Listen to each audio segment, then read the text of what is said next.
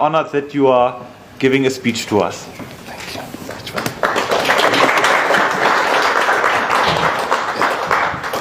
Thank you, Mr. President. Thank you, MEPs. Well, I don't know. First, let me most sincerely show my gratitude and thank you for opportunity of being part of your section. It was a very good listen how discussions go on. The first question people wonder is, why am I here? I'm just here to be able to start a conversation because I found out that the European Union, or most countries of Europe and the Western world, actually have little knowledge about Nigeria and Africa in general. And because of it, in their decision and their thinking, they rarely bring Africa into perspective. I said to them, it is time to rethink. Africa today is the last frontier of global development. It's the second biggest continent in terms of size in the world, the second biggest continent in terms of population. It's a continent that has the highest amount of natural resources. It's a continent that has vast uncultivated land, a continent with young population. 60% of African population today is young. But then it's a continent of mass poverty. Today, Europe, if I take Nigeria for example, Nigeria in terms of population is 50% of European Union population. You are about 450 million. We are over 240 million. So we over have 50% of your population. In terms of land size, Nigeria, Europe is about 4-point-something million square kilometers. Nigeria is about a quarter of that. Just Nigeria.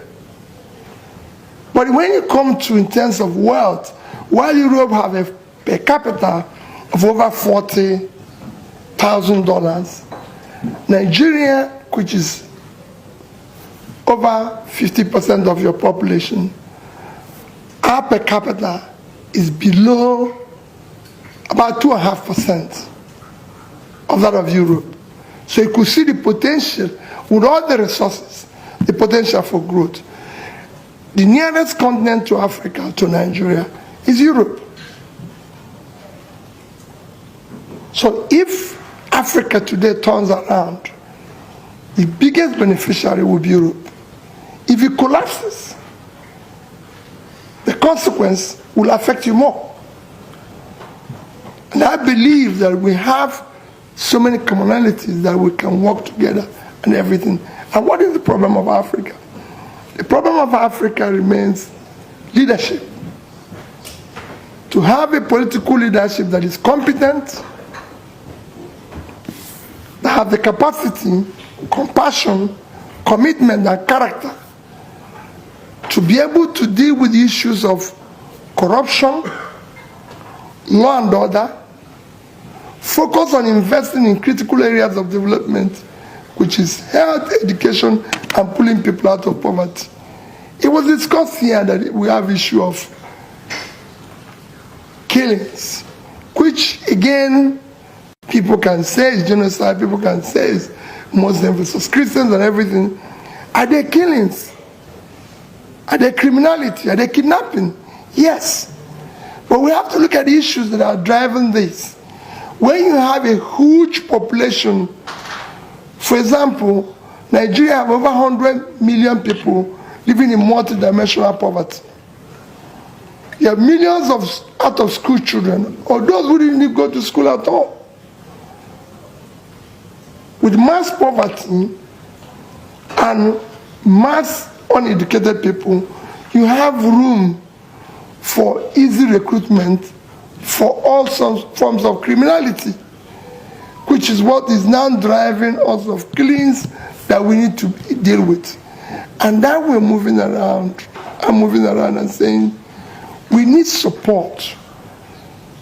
We need you to help us to overcome this and be able to create a clear developing environment that will also benefit you, because it's a huge market for you. It's a huge advantage in terms of resources and everything if Africa, especially Nigeria, is doing well. It's the most populous country in Africa.